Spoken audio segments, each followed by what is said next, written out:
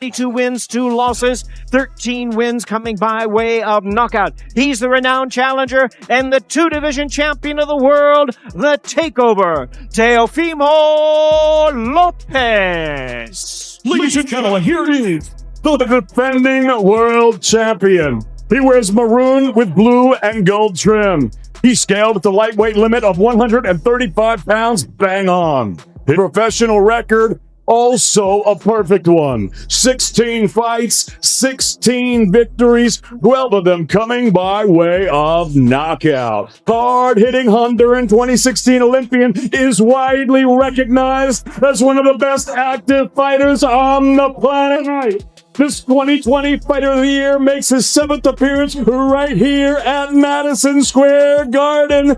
Fighting out of Brooklyn, New York, USA, is the reigning, defending, undefeated IBF, WBO, WBA, WBC franchise, and Ring Magazine lightweight champion of the world, Teofimo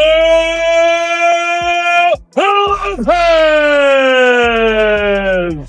And now, ladies and gentlemen, we move to my right and we introduce his opponent. Brisbane, make some noise. He's boxing out of the blue corner. Across the ring, his adversary fighting out of the blue corner. He comes in wearing the purple and the black. Is here for the official weigh-in. 12 rounds of boxing in the welterweight division. Introducing first from Las Vegas, Nevada, USA. 16 fights, 13 wins by knockout, only 2 defeats. He's the former junior welterweight world champion, Rolando Romero.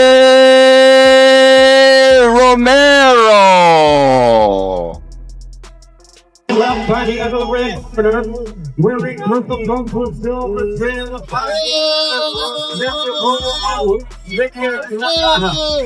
He weighed in at 134 and 1/4 pounds. He is undefeated in his campaign to the range of a record of 14 wins, no losses, 12 wins coming by way of knockout. Tonight making his first attempt at a world title. Ladies and gentlemen, here's the colorful and dangerous WBA #1 ranked lightweight contender, introducing the undefeated Rolando. Romero.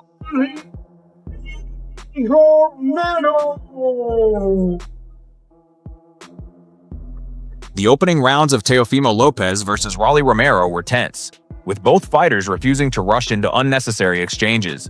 Teofimo tried to establish his jab early, using quick movement and sharp combinations to control the distance, while Rolly stayed patient, looking for opportunities to step inside and make his physical strength matter. Ladies and gentlemen, welcome to the Barclays Center here in Brooklyn, New York, as Premier Boxing Champions presents the featured bout of the evening. As the rounds progressed, the pace began to change. Lopez started letting his hands go more frequently, mixing straight punches with quick counters whenever Romero overcommitted. Rolly, however, continued pressing forward, cutting off the ring and forcing Teofimo to work whenever he tried to escape. The middle rounds became increasingly competitive, with both fighters finding moments and neither willing to give the other complete control.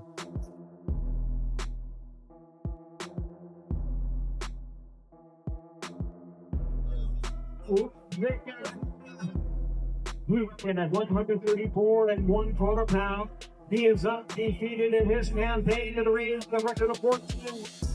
Teofimo's speed created problems at long range, but Romero's awkward rhythm made it difficult for Lopez to settle into a comfortable pattern. Every exchange carried tension, because both men had the kind of explosiveness that could instantly shift the momentum. By the later rounds, fatigue began to play a bigger role, and the fight turned into a test of discipline, timing, and composure. Neither fighter was willing to take a backward step for long, and the final rounds delivered the intensity everyone expected from two familiar rivals, finally settling their differences inside the ring. How high are the stakes for a fight like this? The winner likely goes on to a big unification fight, the loser a big step back. Is this a must-win for you? I say, I'm always win. I'm a winner. I'm a winner in life. So we're gonna win. How do you see the fight playing out? And new Teofimo Lopez, the takeover, 3-division world champion. The opening rounds of Teofimo Lopez versus Romero were tense from the very beginning. Neither fighter wanted to rush into unnecessary exchanges. Teofimo used his jab movement and quick combinations to control the distance, while Rolly stayed patient and looked for the right moment to get inside and use his physical strength. Oh, what did Rolly say to you up there that felt like a flip switch? Then you kind of got upset. It got heated there. Obviously, it got better with the Prince song. But why? What did he say? What got you upset up there? I think just the whole thing of like, I get it, it's jokes and everything. My son beats Lomachenko and everything, but you know, I don't think anyone has ever beaten Lomachenko the way we beat Lomachenko, and I think that we all could somewhat agree to that. So I just think that if you're making fun of something you do it, you know, have everybody else do it. I think it's not something to make. As the fight moved forward, the action started to pick up. Teofimo began throwing more combinations and landing sharp counters whenever Rolly came forward too aggressively. But Rolly kept applying pressure, cutting off the ring and forcing Teofimo to fight instead of simply moving away.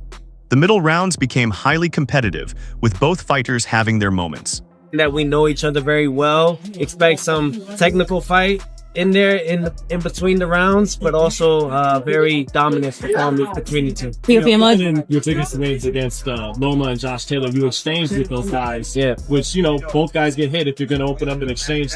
How do you think you'll handle his punching power Saturday night? Well, look, even Richard Comey, you know, Richard Comey was the heaviest puncher at 135 in the lightweight division, and that was the first guy I came to for the world title. You know what I mean? And it's kind of like full circle moment for me right now at 147. So it's just not get hit, really work on moving my head more than ever.